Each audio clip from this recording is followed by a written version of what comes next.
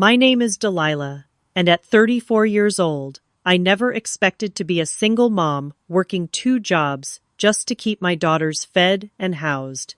Every Christmas, my family gathering left me feeling less than, but this year was supposed to be different.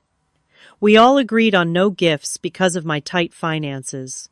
At least that's what I thought, until I watched my brother's kids unwrap brand new iPhones while my mom smiled. The look on my daughters' faces broke something inside me. Before I continue with this story, let me know where you're watching from in the comments, and if you've ever dealt with family favoritism, hit that subscribe button to join our conversation. Growing up in a middle-class suburb outside of Boston, my childhood seemed normal enough on the surface. Our family of four lived in a modest colonial, with a well-kept yard where neighborhood kids gathered on summer evenings. But beneath the perfect exterior, the dynamics in our home always tilted in my brother Jackson's favor. Jackson, now 38, was the golden child from day one. 4 years older than me, he excelled at everything he touched.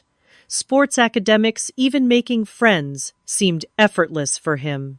Now he's a successful investment banker with a corner office overlooking downtown Boston, the kind of success story parents brag about at neighborhood barbecues.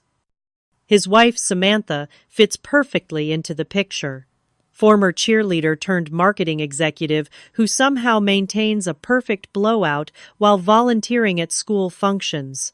Their twin boys, Trevor and Tyler, just turned 10 last month and are miniature versions of their father, confident, athletic, and accustomed to getting whatever they want.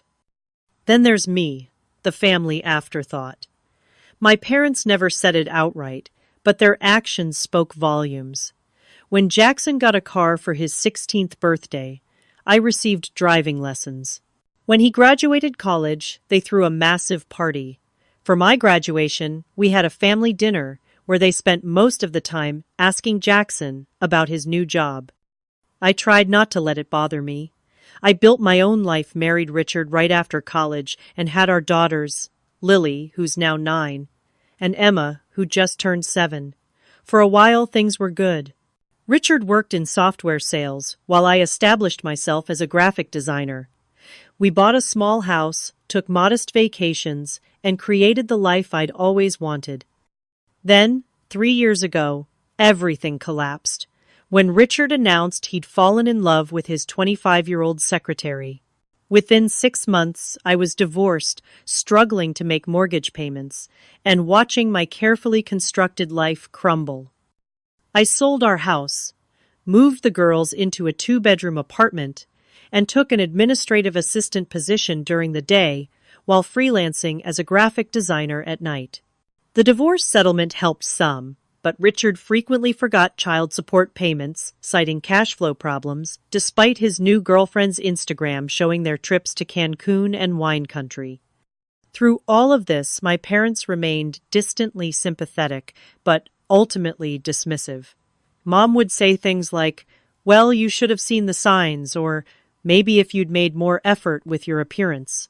Dad mostly stayed quiet but nodded along. Jackson, of course, had plenty of unsolicited financial advice. Never acknowledging his career success came partly from connections our parents had provided. Every family gathering became an exercise in humiliation. Last Christmas was particularly painful. Jackson's boys received gaming systems, designer clothes, and sports equipment that probably cost more than 3 months of my rent. My girls received clearance rack sweaters and coloring books. I watched Lily's face fall as she politely thanked my mom for a gift that was so clearly an afterthought. This year, I couldn't face it again. At Thanksgiving dinner, when talk turned to Christmas plans, I took a deep breath and admitted I couldn't afford much for gifts this year. The silence that followed was deafening until Mom said, "Well, maybe we should just focus on family time this year. No gifts at all, just being together." Everyone nodded in agreement. Dad said it was a great idea to get back to the true meaning of the holiday. Jackson's wife, Samantha, commented that the boys had too much stuff anyway. Jackson himself shrugged and said, "Fine by me." For the first time in years, I felt a weight lift. The girls and I still spent December making homemade gifts, hand-knitted scarves, photo albums, filled with family memories, cookies packaged in decorative tins. Even though we'd agreed no gifts, I wanted to bring something personal. The girls and I spent evenings crafting together, giggling over mistakes and restarting projects. Those quiet moments of creativity became my favorite part of the holiday season. Little did I know that the agreement that brought me so much relief would become the source of the deepest betrayal I'd ever experienced from my family. Christmas morning dawned bright and cold with sunlight reflecting off fresh snow. Despite the no gifts agreement, I carefully packed our homemade presents into a tote bag. Lily had knitted a scarf for her grandmother in varying shades of blue, her stitches uneven but made with such concentration. Emma had created watercolor paintings for everyone, her little face serious, as she labeled each one with carefully printed names. "Do you think Grandma will like my scarf?" Lily asked, her hands fidgeting with her coat zipper. "She'll love it, sweetheart," I assured her, pushing down the tiny voice of doubt. My mother had never been particularly appreciative of handmade items, preferring store-bought quality, but surely she would recognize the love in these gifts. Emma twirled in her holiday dress, a thrift store find I'd altered to fit her perfectly. "Will Tyler and Trevor want to play with me this time? Last year they said my games were for babies." I smoothed her hair. "They're a bit older, honey, but I'm sure everyone will find something fun to do together." The drive to my parents' house took 30 minutes, crossing from our modest neighborhood into the increasingly affluent suburbs, where large homes sat back from the road behind professional landscaping. My parents had upgraded to this 4-bedroom colonial after my father's promotion 10 years ago. The mortgage was nearly paid off, now a fact my mother mentioned frequently in conversations about my rental situation. As we pulled into their circular driveway, I noticed Jackson's new Tesla SUV wasn't there yet. At least we wouldn't be the last to arrive. My father opened the front door before we reached it, his smile warm but distracted. "There are my girls. Merry Christmas." He hugged my daughters, then gave me a quick pat on the shoulder. "Your mother's been cooking since 6 this morning." The house smelled of cinnamon pine and roasting turkey. Mom had outdone herself with decorations this year. A 10-foot tree glittered in the bay window, professionally decorated in silver and blue. Garlands draped every doorway, and holiday music played softly from hidden speakers. Delilah. Finally, Mom emerged from the kitchen wearing a festive apron over a cashmere sweater, her makeup perfect despite hours of cooking. She bent to hug the girls, careful not to wrinkle her outfit. "Don't you look nice considering?" The backhanded compliment stung, but I smiled anyway. "Merry Christmas, Mom. Can I help with anything?" "Oh, no, everything's under control. I've been planning this meal for weeks." She gestured vaguely toward the living room. "You can put your things anywhere." That's when I noticed it.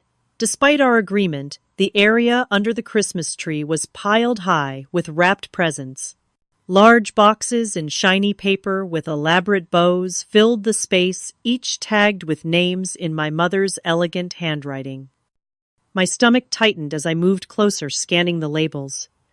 For Trevor, love Grandma and Grandpa.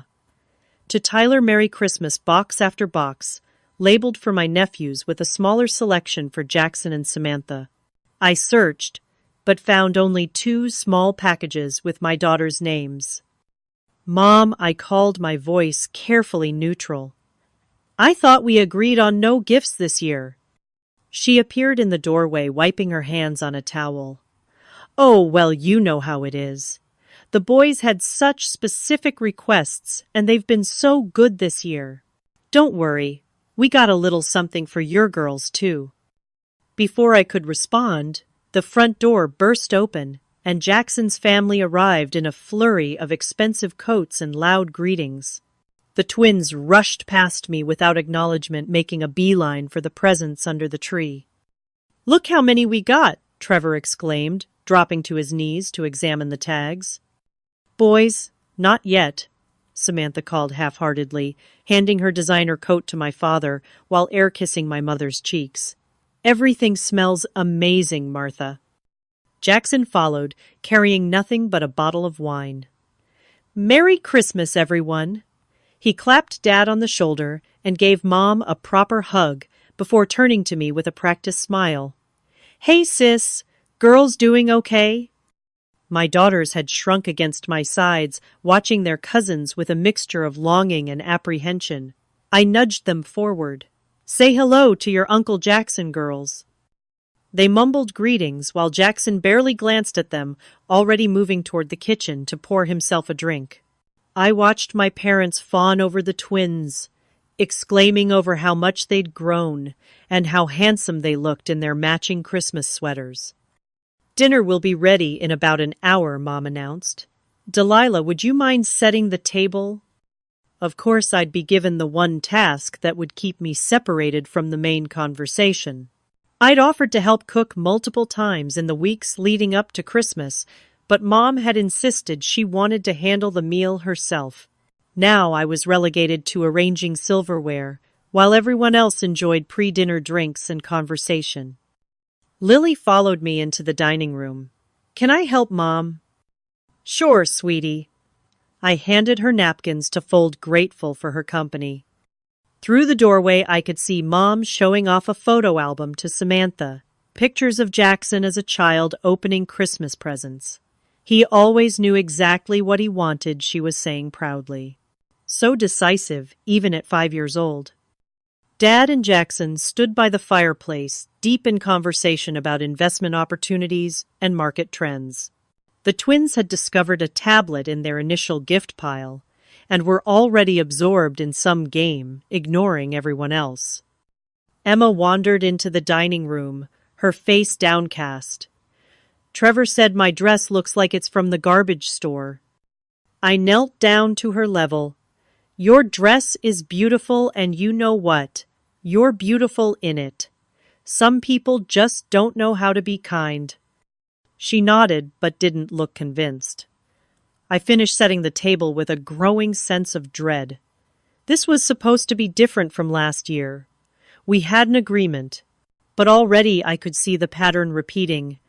My children, on the outside, watching others receive the warmth and generosity that was always just out of their reach. Dinner passed in a blur of forced pleasantries and subtle digs. Mom repeatedly mentioned how challenging it must be for me in my situation, while praising Jackson's recent promotion. Dad asked about my administrative job exactly once, before turning the conversation back to Jackson's investment portfolio. The twins complained about the vegetables, but were quickly appeased when Mom produced the special mac and cheese she'd made just for them. My offers to help clear the table were waved away. "You just put things in the wrong places, dear." After dessert, an elaborate Yule log cake that Mom pointed out she'd ordered from that expensive bakery downtown, everyone migrated to the living room. I helped my daughters find seats on the floor, noticing how they sat close together, a tiny island in the sea of family dynamics. Mom clapped her hands together. "Well, I suppose it's time for the presents." I froze coffee cup halfway to my lips. Across the room, Dad suddenly became very interested in adjusting a Christmas ornament. "Mom," I said carefully, "I thought we all agreed not to do gifts this year. That's why we only brought homemade tokens." She laughed, the sound brittle and dismissive. "We all agreed not to do gifts this year," she said, with a wave of her hand. "But the boys were so good, and Jackson's had such a successful quarter, we wanted to celebrate a little." My throat tightened as I watched Tyler and Trevor dive for the packages, ripping paper with abandon. "Oh my God!" the new iPhone, Tyler shouted, holding up a sleek box. Trevor was next. his eyes widening. No way, the gaming PC I wanted. Is this really the $2,600 one? Only the best for my grandsons, Dad said, beaming with pride. Next came VIP concert tickets to some boy band they'd been obsessing over, complete with backstage passes. Box after box revealed expensive sneakers, designer clothes, the latest headphones and electronic gadgets I couldn't even identify. My daughters watched silently, their expressions falling with each extravagant reveal. I felt Lily's small hand slip into mine, squeezing tight. And for Samantha Mom, continued handing over a small box that revealed a pair of diamond earrings. Jackson received an expensive watch and a set of golf clubs he'd been hinting about for months. Finally, Mom produced 2 small envelopes. And for Lily and Emma, my daughters approached cautiously, accepting the envelopes with polite thanks. Inside each was a $10 gift card to a bookstore chain. $10. Not even enough to buy a new hardcover book. That's so you can pick something you really want, Mom explained already, turning back to exclaim over the twins' haul. I watched Emma's bottom lip tremble as she looked from her gift card to her cousin's mountain of presents. Lily's face had gone carefully blank.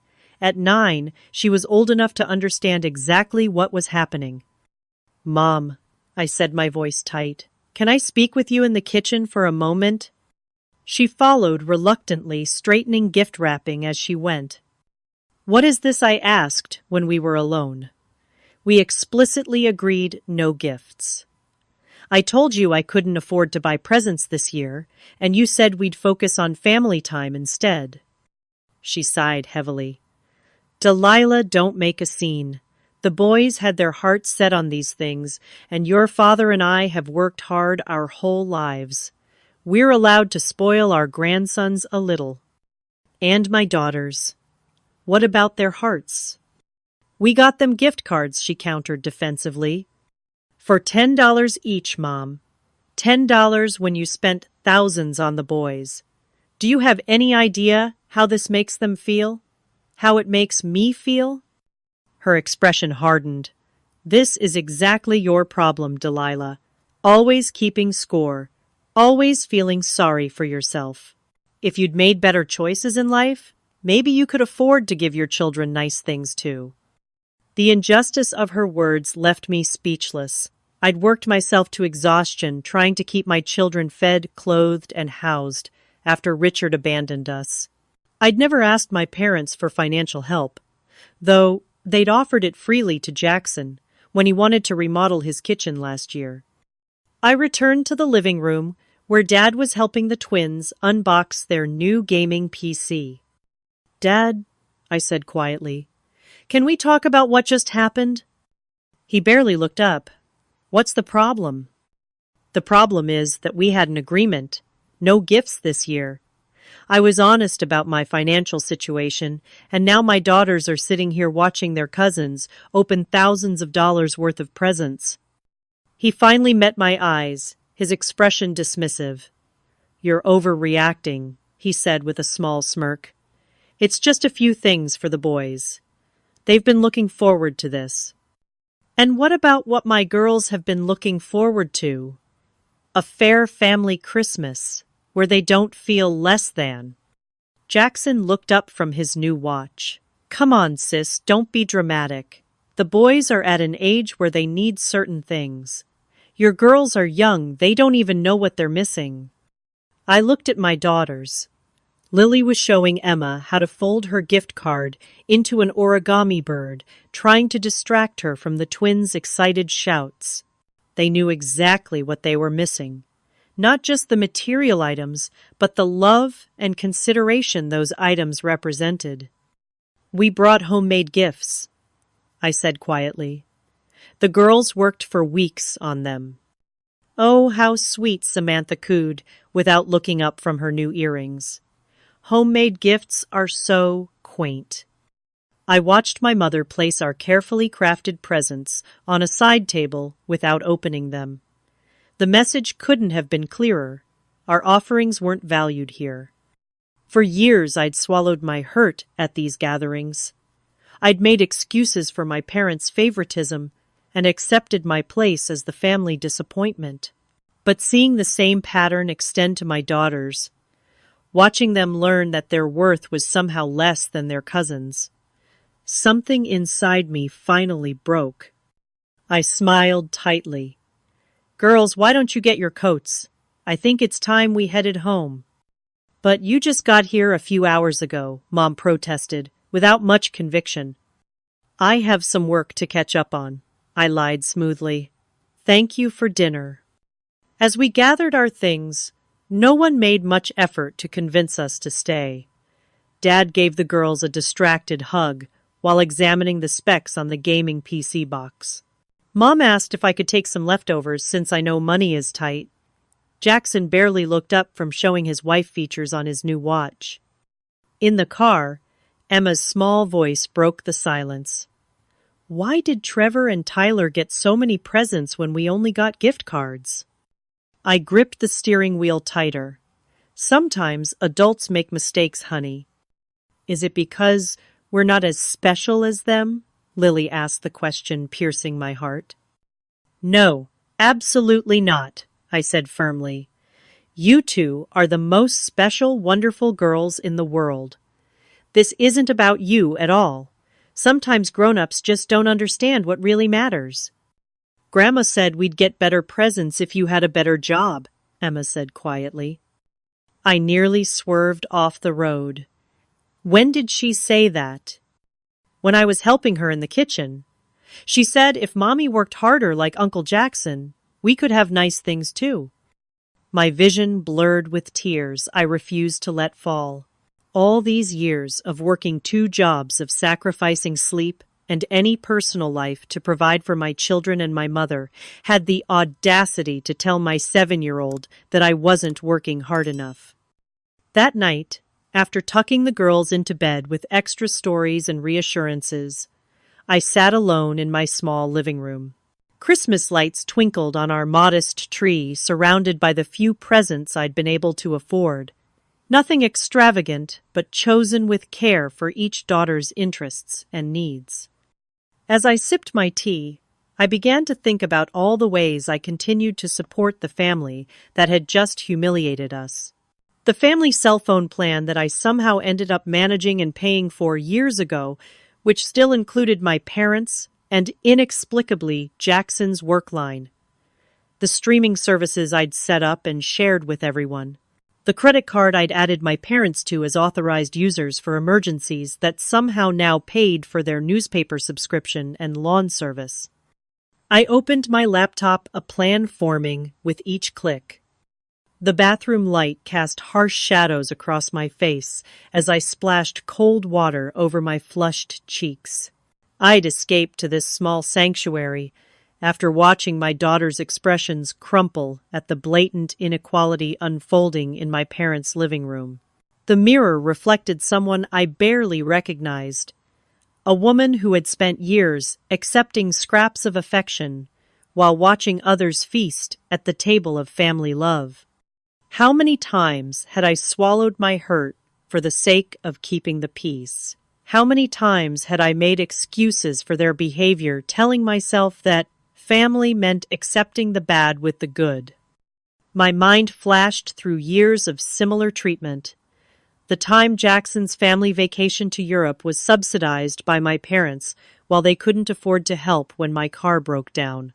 The lavish birthday parties for the twins where my girls received generic cards with no gift. The casual dismissal of my career struggles while Jackson's every professional achievement warranted family celebrations.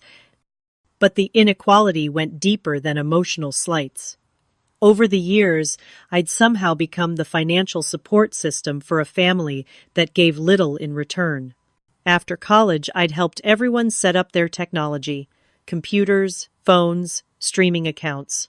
Being the tech-savvy one meant I became the family IT department on call whenever someone couldn't figure out their email or needed a new device configured.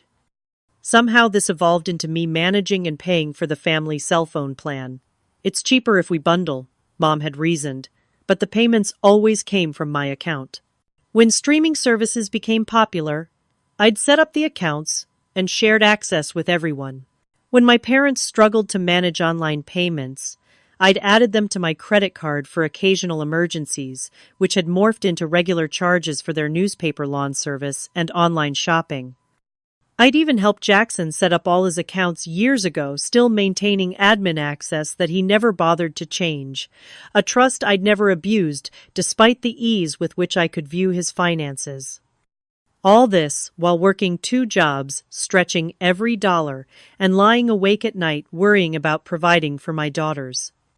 The realization hit me like a physical force. I wasn't just enabling their treatment of me, I was financially subsidizing it. My meager resources were being diverted to people who didn't value me or my children. People who had just demonstrated in the clearest possible terms that we were afterthoughts in their lives. Something shifted inside me. A lifetime of hurt crystallized into clarity and resolve. I straightened my shoulders, wiped away the last trace of tears, and made a decision it was time to stop enabling the dysfunction. Time to redirect my resources to the people who truly mattered, my daughters and myself. I returned to the living room with a calmness I didn't entirely feel. The chaos of unwrapping continued, with the twins arguing over who got to use the gaming PC first. No one had even noticed my absence. "Girls," I said quietly to my daughters, "let's start saying our goodbyes. We should head home soon." "But you just got here," Mom protested half-heartedly, not looking up from adjusting Trevor's new gaming headset. "I have some work to finish tonight," I lied smoothly. Dad frowned. "On Christmas, can't you take 1 day off?" The irony of his concern for my work-life balance today, of all days, almost made me laugh. Unfortunately not. Bills don't pay themselves. Jackson glanced up briefly. "Still struggling with the budget, sis? I could recommend some financial planning resources." I smiled thinly. "How generous of you. I'll manage, thanks." We gathered our coats amid distracted goodbyes. Mom pushed leftover containers into my hands with whispered instructions to return her good Tupperware next time. No one walked us to the door. The drive home was quiet, punctuated only by my daughter's occasional questions that broke my heart. "Why do Grandma and Grandpa love Tyler and Trevor more than us?" Emma asked, her small voice catching. "They don't love them more, sweetie," I said, though the lie tasted bitter. "They just show love differently to different people." "But why did they get iPhones, and we got gift cards?" Lily pressed, always the more analytical one. I took a deep breath. Sometimes adults make choices that aren't fair or kind. It doesn't mean you deserve less. It just means they made a mistake. "Are we poor?" Emma asked bluntly. At a red light, I turned to look at my daughters in the back seat. Their faces, so like mine, watched me with trust and confusion. They deserved honesty. "We have less money than Uncle Jackson's family," I acknowledged. "But having less money doesn't make us less important or less worthy of respect. We have everything we need, and we have each other. That's what matters most." "I didn't like how Grandma and Grandpa acted today," Lily said quietly. It made my stomach hurt. "Mine too, sweetheart. Mine too." At home, I tucked them into bed with extra stories and reassurances of how precious they were to me. After they fell asleep, I sat at my small desk, opened my laptop, and began. First, the family cell phone plan I'd been managing for years. 5 lines, mine, my daughter's shared kid-friendly phone, and inexplicably both my parents' and Jackson's work line. I'd been paying this bill for so long it had become automatic despite my own financial struggles. With a few clicks, I separated my lines from theirs, leaving them to establish their own accounts. Next, the streaming services. Netflix, Hulu, Disney, plus HBO Max, Amazon Prime. All set up with my accounts, all paid from my credit card, all used more by my family than by me and my daughters. One by one, I changed passwords and removed extra profiles. The credit card my parents were authorized users on. The one that somehow now paid for their newspaper subscription, monthly lawn service, and various online shopping accounts. I called the company and removed them, then canceled the automatic payments I'd set up. I meticulously went through every digital service I managed for the family: cloud storage accounts, backup services, website subscriptions. For years, I'd been the tech-savvy one who set everything up and then continued paying when others lost interest or forgot passwords. With each cancellation and password change, I felt a weight lifting. This wasn't about revenge, it was about reclaiming resources that rightfully belonged to me and my daughters. It was about establishing boundaries that should have existed long ago. Finally, I drafted a brief factual email explaining that due to financial constraints, I could no longer subsidize these shared expenses. I included information on how they could establish their own accounts. For my graphic design services that family regularly used without compensation, I attached a rate sheet with my standard professional fees. Before hitting send, I set up an autoresponder for any family requests. Thank you for your message. I'm currently focused on projects for paying clients. If this is regarding graphic design work, please see my attached rate sheet.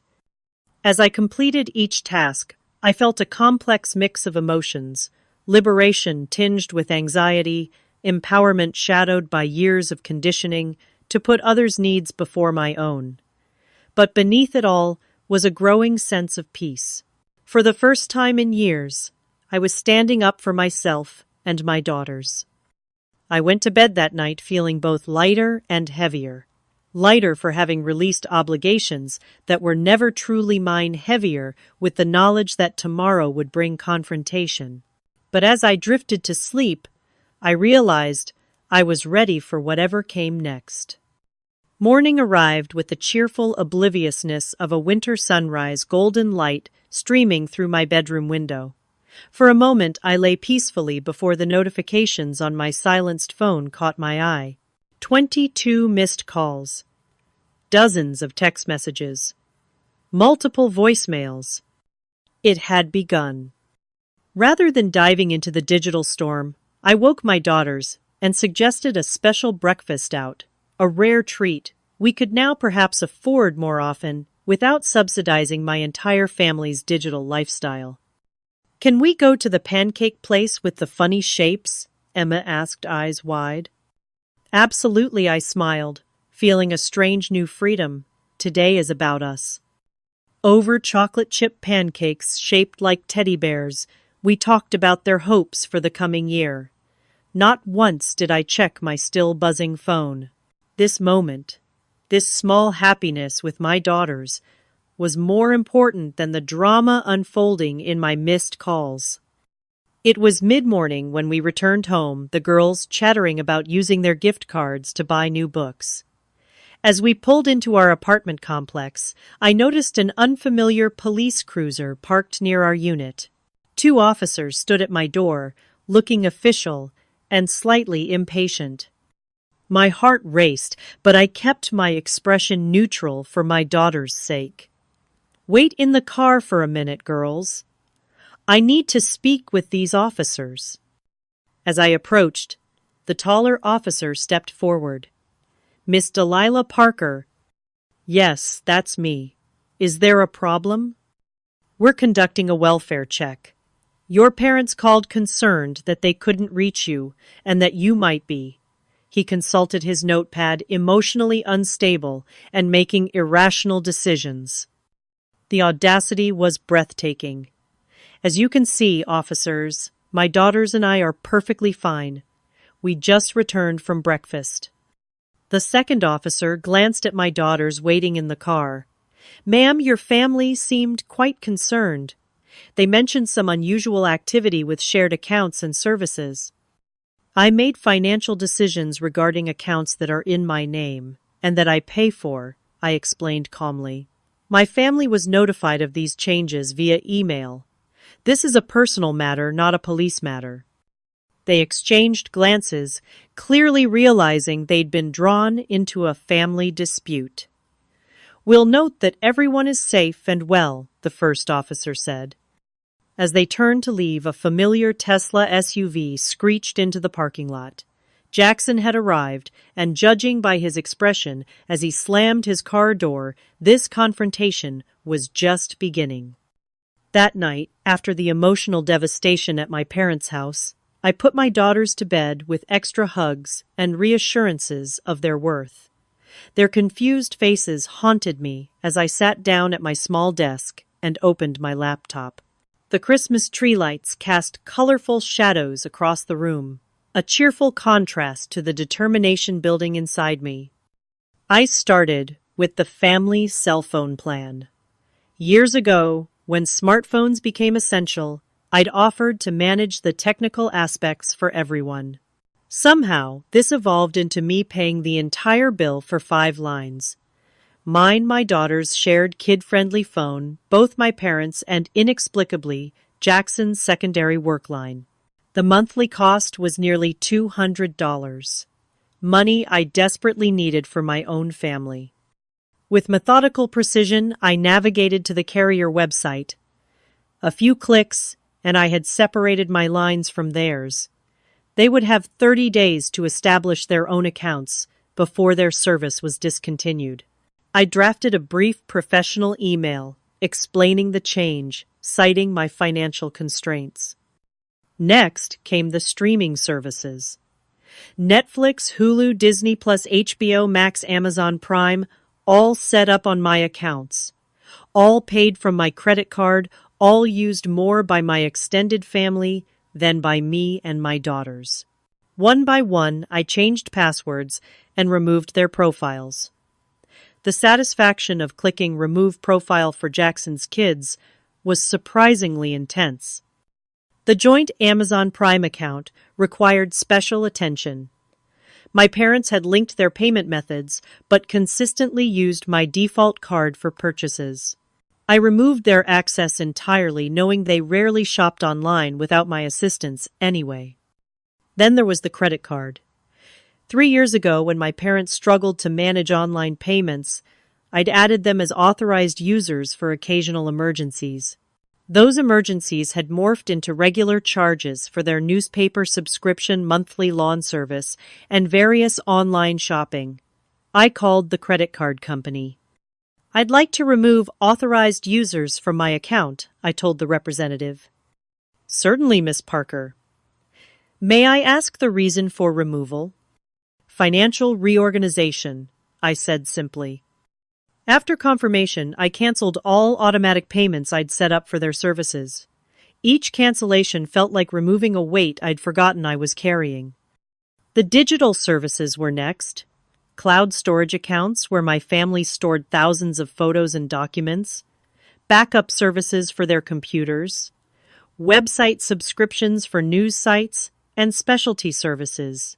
For years, I'd been the tech-savvy one who set everything up and then continued paying when others lost interest or forgot passwords. I systematically changed access settings, downloaded my own content, and prepared transition plans. This wasn't about cutting them off abruptly. It was about establishing boundaries that should have existed long ago. As for the graphic design work I regularly did for family, creating Jackson's business presentations, designing my parents' holiday cards, updating my mother's social media profiles, I drafted a rate sheet with my standard professional fees slightly discounted for family. No more would my professional skills be taken for granted. Finally, I set up an auto-response for any family requests. "Thank you for your message. I'm currently focused on projects for paying clients. If this is regarding graphic design work, please see my attached rate sheet." With each click, each cancellation, Each password change, I felt a curious mixture of guilt and liberation. The guilt came from years of conditioning to put others' needs first, to be the reliable one, the one who sacrificed without complaint. The liberation came from finally acknowledging my own worth and my daughter's needs. At midnight, I sent the email I'd drafted, explaining my actions in calm, unemotional language. I detailed alternative services they could use, steps to establish their own accounts, and a clear statement that this decision was final. I ended with, "I value our family relationship and look forward to building one based on mutual respect moving forward." After hitting send, I closed my laptop, made a cup of tea, and sat by the window watching snow begin to fall. For the first time in years, I felt truly at peace with a decision regarding my family. Whatever backlash came tomorrow, I was prepared to stand firm. Sleep came easily that night, deep and restful. When my alarm rang at 6, I silenced my phone without checking messages and focused on making a special breakfast for my daughters. Heart-shaped pancakes and hot chocolate. A small celebration of our new beginning. It wasn't until after they'd eaten and were getting dressed that I glanced at my phone. 22 missed calls. 15 from my mother, 5 from my father, and 2 from Jackson. Dozens of text messages ranging from confused to accusatory to threatening. Voicemails filling my inbox. The first few messages were questioning. Mom asking why Netflix wasn't working. Dad wondering about the newspaper delivery. These quickly escalated to demands for explanation, then to anger. "What the hell?" Delilah Jackson's text read. The boys were in the middle of setting up their new gaming accounts when everything stopped working. "Fix this now." My mother's voicemails grew increasingly hostile. "I don't know what kind of game you're playing, but this is completely unacceptable. Call me back immediately." My father's single voicemail was brief, but "Cutting your mother is very upset. I thought we raised you better than this." Rather than engaging immediately, I decided to give my daughters the morning they deserved. "How about we go get breakfast at that pancake place you love?" I suggested. "The one with the funny-shaped pancakes." Emma's eyes widened. "Really? But you always say it's too expensive." "Today is special." I smiled, feeling a strange new freedom in my budget without subsidizing my family's digital lifestyle. Over teddy bear-shaped pancakes drenched in syrup, we talked about their hopes for the coming year. Not once did I check my still buzzing phone. This moment, this small happiness with my daughters, was more important than the drama unfolding in my missed calls. It was nearly 11 when we returned home, the girls chattering about using their gift cards to buy new books. As we pulled into our apartment complex, I noticed a police cruiser parked near our unit. 2 officers stood at my door, looking official and slightly uncomfortable. My heart raced, but I kept my expression neutral. "Wait in the car for a minute, girls. I need to speak with these officers." As I approached, the taller officer stepped forward. "Miss Delilah Parker." "Yes, that's me. Is there a problem?" "We're conducting a welfare check. Your parents called concerned that they couldn't reach you and that you might be." He consulted his notepad, emotionally unstable and making irrational decisions. I almost laughed at the absurdity. "As you can see, officers, my daughters and I are perfectly fine. We just returned from breakfast." The second officer glanced at my car where the girls waited. "Your family seemed quite concerned. They mentioned unusual activity with shared accounts and services." "I made financial decisions regarding accounts that are in my name and that I pay for," I explained calmly. "My family was notified of these changes via email. This is a personal matter, not a police matter." They exchanged glances clearly, realizing they'd been drawn into a family dispute. We'll note that everyone is safe and well, the first officer said. As they turned to leave, a familiar Tesla SUV screeched into the parking lot. Jackson had arrived, and judging by his expression as he slammed his car door, the real confrontation was just beginning. The police officers paused as Jackson stormed toward us, his expensive leather shoes crunching on the salted pavement. His face was flushed with anger, a stark contrast to the calculated composure he usually maintained. "Everything okay here?" the taller officer asked clearly, sensing the tension. "Family matter," I said calmly. "Thank you for checking on us." The officers nodded, exchanging glances before walking to their cruiser. They didn't drive away immediately, watching the unfolding scene with professional interest. "What the hell are you doing?" Delilah Jackson demanded, stopping, just short of my personal space. The boys were setting up their new gaming PC when everything went dark. "Mom and Dad have been trying to reach you all morning." I maintained my composure, acutely aware of my daughters watching from the car. I sent an email explaining everything. "I'm no longer in a financial position to support services I don't use. This is how you want to handle things, by throwing a tantrum because we got the kids some nice presents." His voice rose with each word. "After everything we've done for you?" That phrase, "after everything we've done for you," struck a nerve I didn't know was exposed. "What exactly have you done for me, Jackson? Please enlighten me." He blinked momentarily, thrown off his rehearsed indignation. We've always included you. In family events, helped when you got divorced." "Helped how?" I interrupted. "By offering unsolicited advice. By suggesting I just work harder while I was working 2 jobs. By telling my daughters they'd have nicer things if their mother made better choices." His eyes darted to the car where the girls sat watching. "Keep them out of this. This is between us." "No, it isn't," I said firmly. "This is about how my daughters were made to feel yesterday. This is about years of unequal treatment that I've not only tolerated, but financially supported." "What are you talking about?"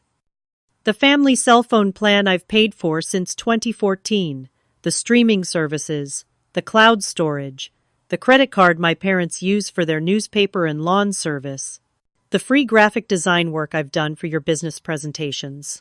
All while working 2 jobs to keep my daughters housed and fed." His expression shifted from anger to something like embarrassment, quickly masked. "Those are just small expenses. It's not like $200 a month for the phone plan alone," I cut in.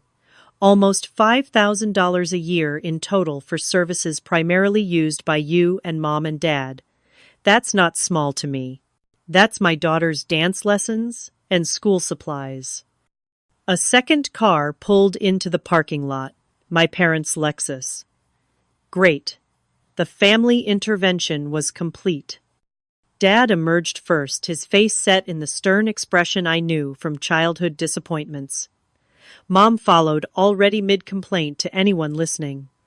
"Delilah Jean Parker, what is the meaning of this?" she demanded, marching toward us. "We've been calling all morning. Your father couldn't read his newspaper, none of our streaming services work, and the phone company said our lines will be discontinued." The police officers, still observing from their cruiser, now stepped out again, clearly concerned about the growing confrontation.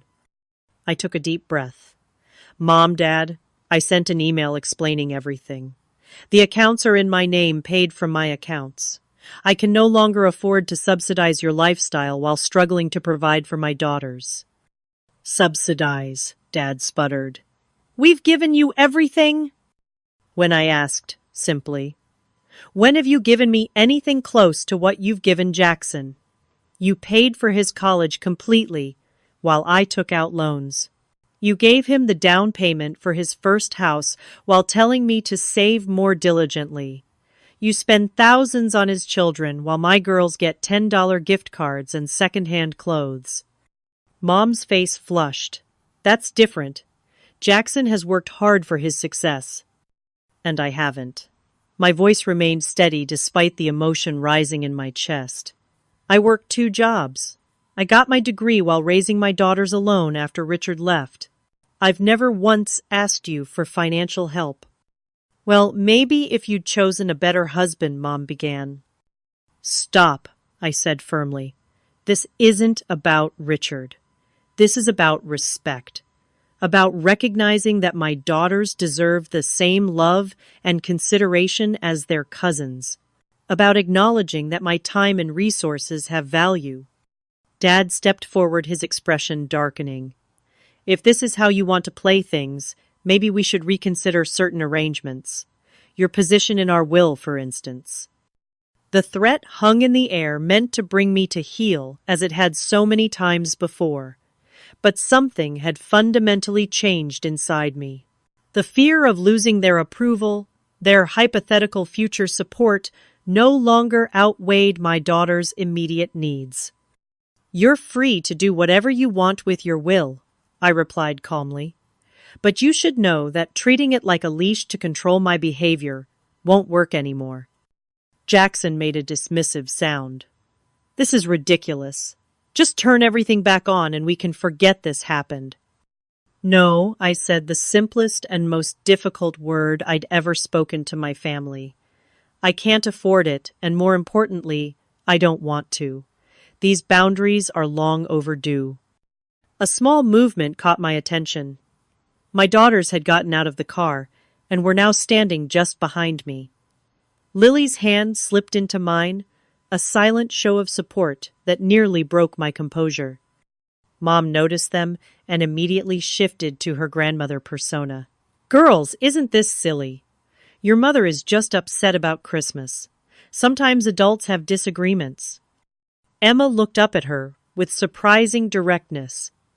You said Mom doesn't work hard enough, but she works all the time, even at night after we go to bed. Mom's mouth opened and closed without sound. And you said we'd get better presents if she had a better job, Lily added quietly. That made us feel bad.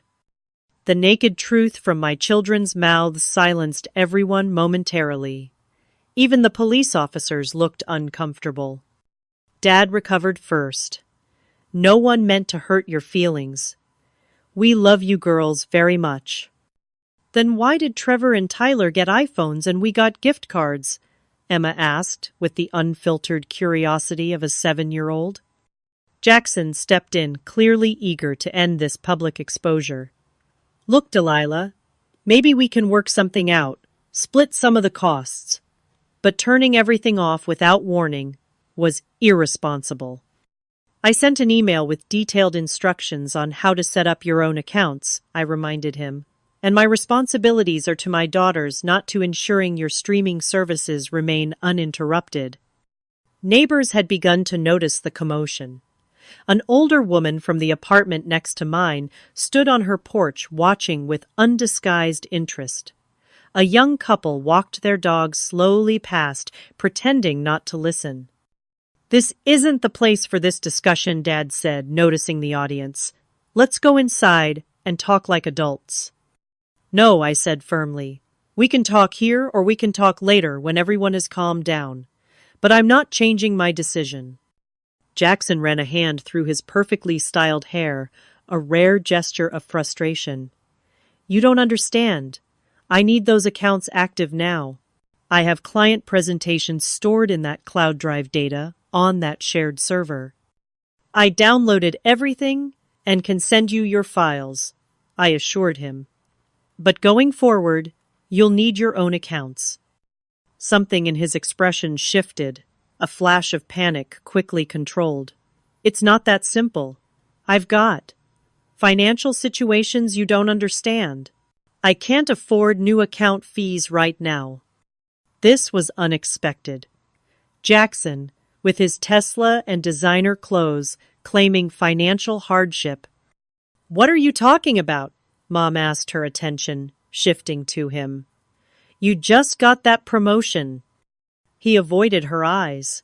The market's been volatile. Some investments didn't pan out. The new house renovation went over budget. It's temporary. The perfect facade was cracking, revealing a truth I'd never considered. Jackson's apparent wealth might be as precarious as my struggle. The difference was, he'd always had our parents as a safety net. We can discuss payment plans for the services you want to keep, I offered, finding unexpected compassion despite everything. But I can't continue carrying these expenses. Mom turned on me again, finding firmer ground in attacking me than addressing Jackson's revelation. This is all because you're still bitter about your divorce. You're punishing everyone because Richard left you. The cruelty of the statement stung, but I refused to be baited. This is about my financial reality and teaching my daughters that they deserve respect. Nothing more. If you do this, there will be consequences, Dad warned. Family relationships work both ways, Delilah. I'm aware, I said quietly, and I'm prepared for whatever comes next. But my decision stands. The police officers, apparently satisfied that no immediate intervention was necessary, finally returned to their cruiser and drove away. My neighbors continued their unsubtle observation. Girls, I said, turning to my daughters, let's go inside. We have books to read and cookies to bake. This isn't over, Jackson warned, as I guided my daughters toward our apartment. I paused and looked back at my family. These people who shared my blood, but had never truly shared my burdens. You're right. It's not over. It's just beginning.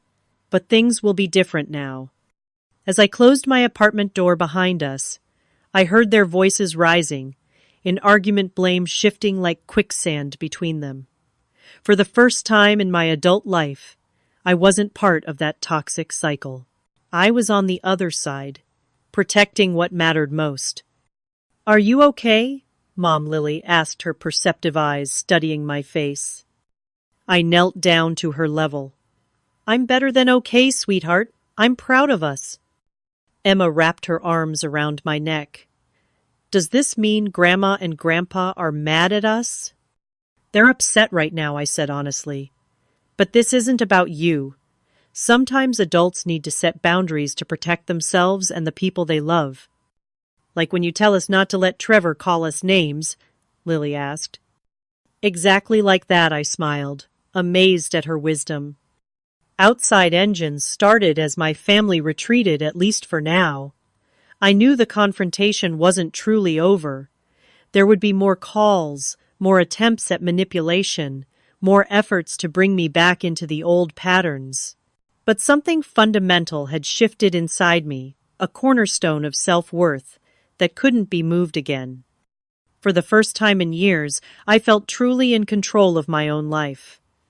And despite the uncertainty ahead, that feeling was worth everything. The hours after my family left were eerily quiet, as if the universe itself needed time to adjust to the seismic shift in our dynamics. I half expected my phone to explode with more calls and messages, but there was only silence, perhaps the most ominous response of all. That evening, as I tucked my daughters into bed, doubt began to creep in. Had I been too harsh? Too impulsive? The weight of years of family conditioning pressed down, whispering that I'd overreacted, that family should forgive anything that I should call and apologize. Mom Lily's voice cut through my thoughts.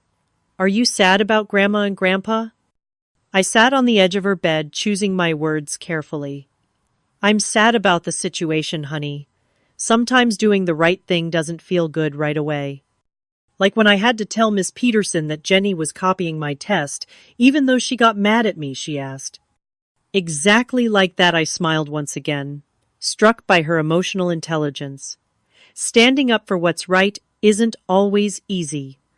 After they fell asleep, I sat alone in my small living room, the Christmas tree lights, casting colored shadows on the wall.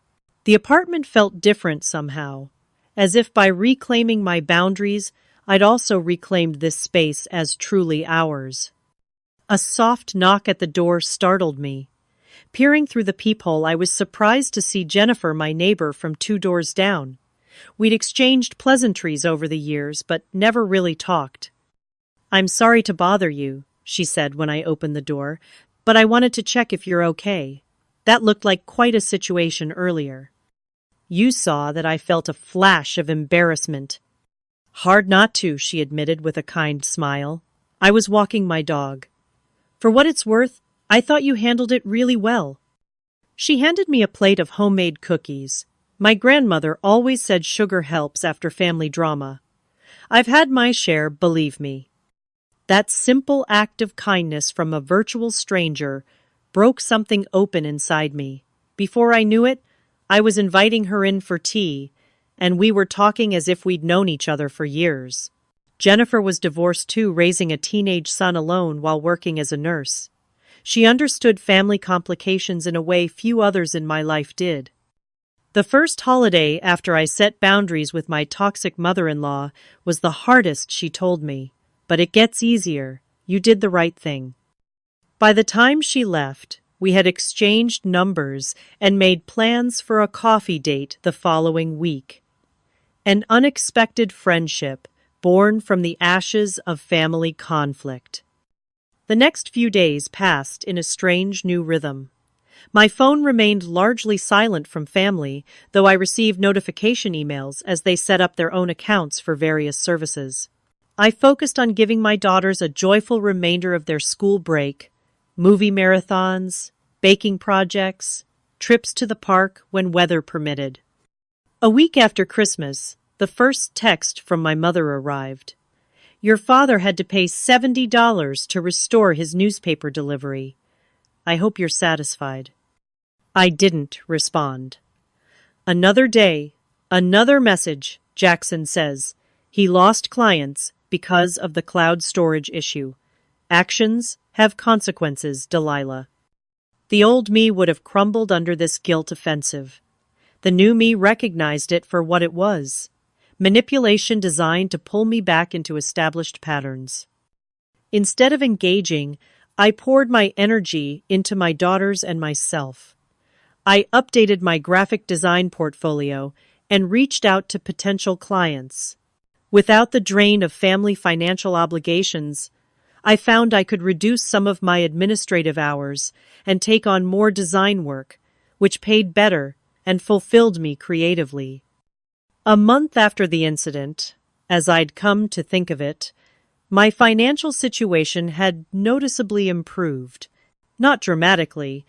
I was still budgeting carefully, but the absence of those extra expenses meant I could enroll Lily in the art class she'd been wanting to try and replace Emma's worn-out winter boots without stress. The first real test came when my mother called to remind me about my father's birthday gathering. "We expect you to be there," she said. "No preamble or pleasantries. Family is family regardless of disagreements."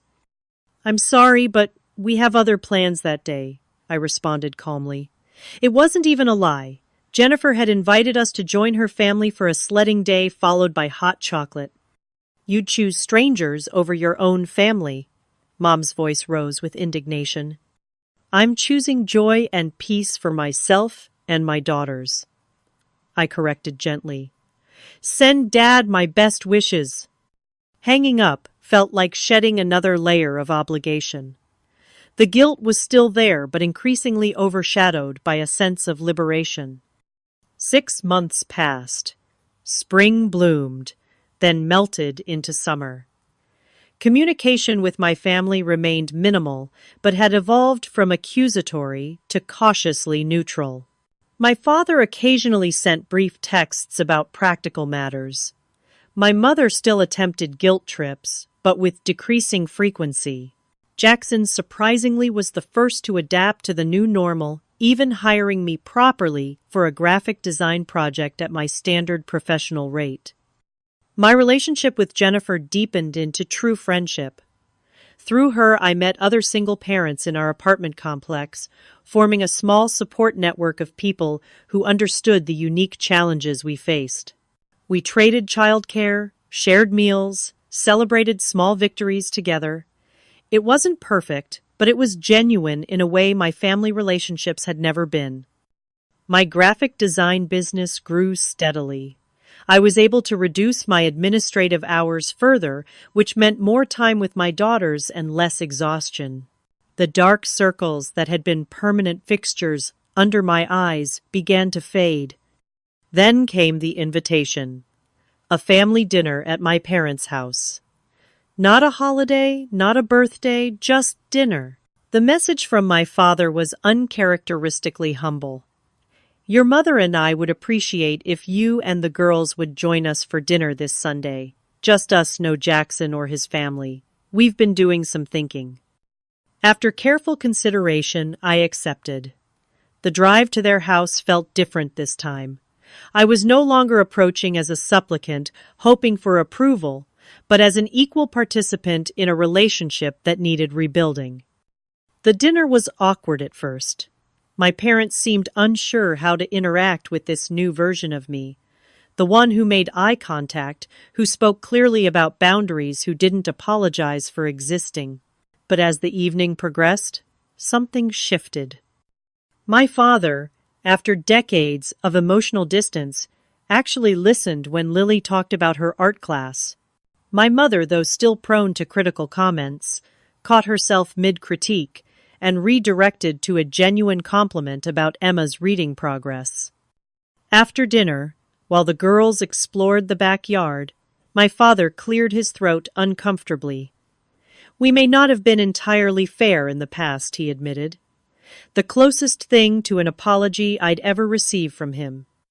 Jackson's having some financial troubles, my mother added, as if this explained everything. We always thought he was the successful one who didn't need help. Everyone needs different kinds of support, I said simply. They didn't fully understand yet. Decades of family dynamics don't change in one dinner. But it was a start. A crack in the foundation of inequality that had defined our relationships for so long. As we drove home that night, Lily asked, "Are Grandma and Grandpa different now?"